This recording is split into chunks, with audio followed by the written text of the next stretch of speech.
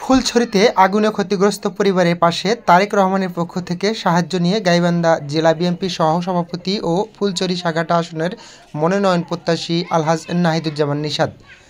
উপজেলা দক্ষিণ বুড়াইল চাকলির বাতার গ্রামের মধ্যরাতে অগ্নিকাণ্ডে ৫টি ঘর আসবাবপত্র সহ পুড়ে যাওয়ার ঘটনায় বুধবার ৯ এপ্রিল বিকেলে ঘটনাস্থলে গিয়ে আগুনে ক্ষতিগ্রস্ত পরিবারের খোঁজখবর নেন।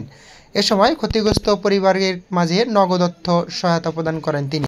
আজকে এই ফুলছড়ি থানার ৩ নম্বর ওয়ার্ডের প্রত্যন্ত এলাকায় আসছি, যেখানে আসলে আমাদের এক বিএনপির এক কর্মী, আমাদের বিএনপির এক ভাইয়ের বাসা পুড়ে একদম ছাই হয়ে গেছে। তো তারা যে কষ্টের মধ্যে আছে, এই জায়গাটাতে ফায়ার ব্রিগেড আসার মতো পরিস্থিতি ছিল না, ওইভাবে সহযোগিতা কেউ করতেও পারেনি।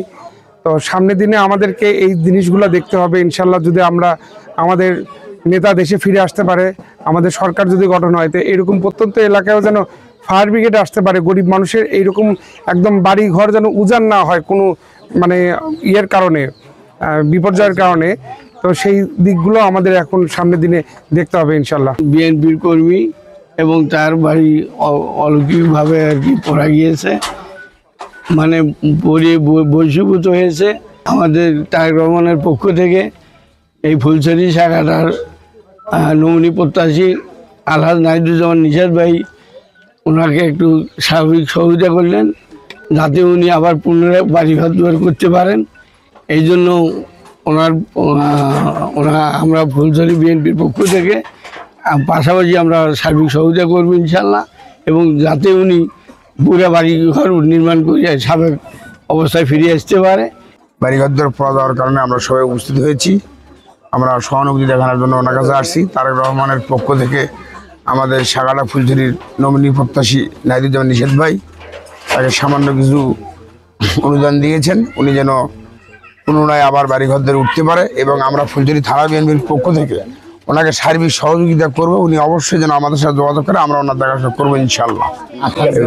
বিএনপি কর্মীর বাড়িঘরে আগুন লাগে পড়া যাওয়ায় তৎক্ষণাৎ আমি শুনতে পাই এবং নাহিদুজ্জামান নিশাদ ভাইকে অবগত করি, এবং শত ব্যস্ততার মাঝেও সে আমাদের মাঝে উপস্থিত হয়েছেন এবং তারেক জিয়ার পক্ষ হইতে কিছু সহযোগিতা করছেন। এই বলে আমরা নিজেরাই অনেক ধন্য মনে করছি। ভবিষ্যতে সরকার গঠন হলে আমরা আরো কিছু ব্যবস্থা করব বাড়িঘর নির্মাণের জন্য এবং রাস্তাঘাটের জন্য, যাতে ফায়ার ব্রিগেড তৎক্ষণাৎ এসে সাধারণ মানুষের পাশে দাঁড়াইতে পারে এবং কাজ করতে পারে। ওনার বাসাতে পুড়ে একদম ছাই। আমরা শোনার পরে আমরা নিজেরাও আসছিলাম সেখানে সহযোগিতা করার জন্য, কিন্তু এখানে এমন একটা বিষয় যে এই বাড়িটাতে ফায়ার ব্রিগেড ঢোকার মতো কোনো পরিবেশ নাই।